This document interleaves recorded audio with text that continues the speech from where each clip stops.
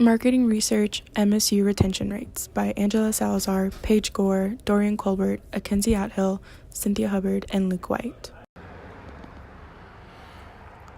Current environment under research, MSU. Current student population, 6,230. The current retention rate of students at MSU is currently 72% in the state of Texas and 69% nationwide. With the steady increase in student population from 5,874 in 2015 to its current population to 6,230 in 2019, the increase in student population shows that MSU is being not only a popular college, but also their statistics will continue to improve. MSU has been proven to also be one of the cheapest universities when compared to the few colleges located in the same geographical area. For example, out-of-state tuition for students at MSU range between $10,000 to $13,000, while out-of-state tuition for Texas A&M University ranges between $18,000 to $22,000. The price difference would only continue to increase MSU's student population and therefore boost the retention rate from 72% in the state and 69% nationwide. Some of the research questions that we looked into were, is there a difference in GPA in males and females? Is there a difference in age and student status? Is there a difference in positive academic experience with time and stress? Is there a difference in professors' attitudes in students completing their degrees at MSU? Is there a difference in whether or not students use the job and internship services if they were put into college readiness programs prior to or during their time in college? Is having a positive academic experience associated with social influences? Is academic resources availability associated with whether or not you get a higher GPA? Is social life associated with belonging at MSU? Is the amount of credit hours associated with being academically unchallenged? And finally, is the amount of homesickness students felt associated with their commitment to MSU? So for literature reviews, the variable in our research are what is going to determine our questions. The independent and dependent variables depict the outcome of the research. The independent variable will affect the outcome of the dependent variables. An example is the difference is GPA of male versus female. Our thoughts are proven through our research. For instance, the female GPA on average is 0.2 points higher than a male GPA. The existing research falls in line with the majority of our questions. We came up with questions that can be proven with extensive research. Our first ANOVA hypothesis: is there a difference in GPA in male and females? The null hypothesis is there is no difference in the GPA between males and females. The alternative, there is a difference in the GPA between males and females. There is a difference in the age student status. The null hypothesis, there is no difference in the age between student status. Alternative, there is a difference in the age between student status. Is there a difference in positive academic experience with time and stress? The null, there is a difference in positive academic experience and time and stress. Alternative, there is not a difference in positive academic experience and time and stress. Is there a difference in professors' attitudes in students completing their degrees at MSU? Null. There is a difference in professors' attitude in students completing their degrees at MSU. Alternative, there is not a difference in professors' attitude in students completing their degrees at MSU.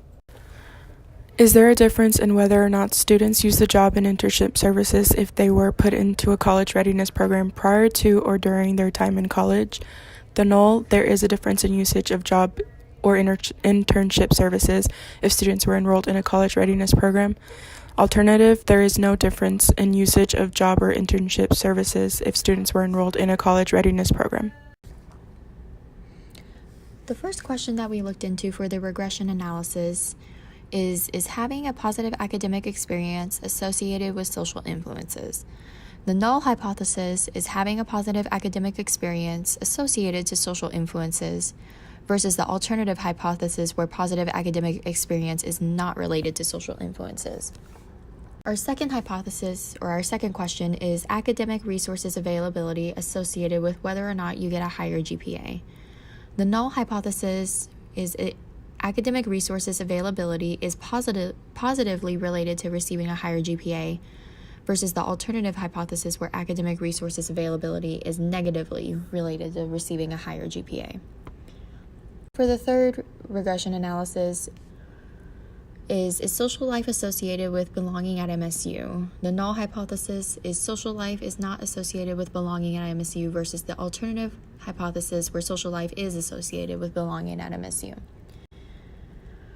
For our fourth regression test is the amount of credit hours associated with being academically unchallenged. The null hypothesis that we tested is the amount of credit hours is associated with being academically unchallenged versus the alternative hypothesis where the amount of credit hours is not associated with being academically unchallenged. And for our last test, we ran a regression on is the amount of homesickness students felt associated with their commitment to MSU. The null hypothesis is homesickness is negatively associated with their commitment to MSU versus the alternative hypothesis where homesickness is not negatively associated with their commitment to MSU. Okay, so some of our qualitative results that we found was that only 10% of the students chose MSU as their first school to go to that ended up dropping out. 10% dropped out because of the tuition rates, and only 21% of them were involved in any extracurricular activity. Methodology 1, the survey. We surveyed a sample of students, those who were not enrolled at MSU Texas, those who are not planning to return in the fall 2019, and those who are enrolling at another college or university or not enrolling anywhere. Methodology 2, the ANOVA tests. One-way ANOVA groups are used when you want to test two groups to see if there's a difference between them. Data requirements are independent variables, nominal or ordinal, dependent variables, interval, or ratio.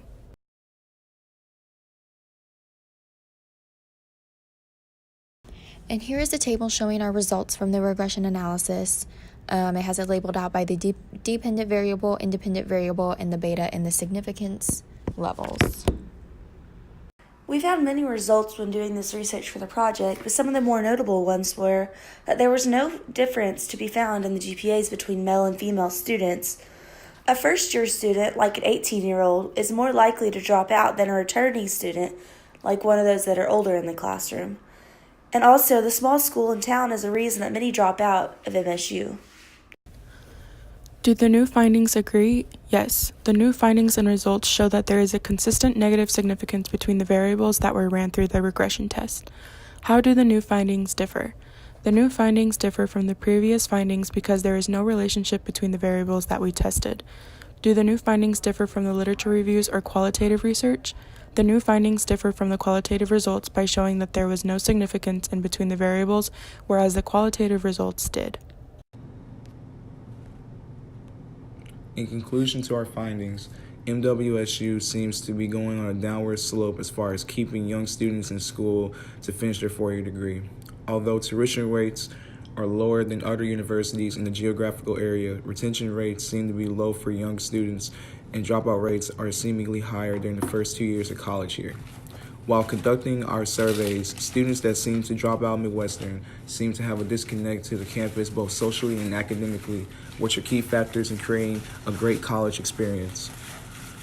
Although the school has seen a great increase in students between the year 2015 to now, the retention rate of many of them here is fading slowly but surely.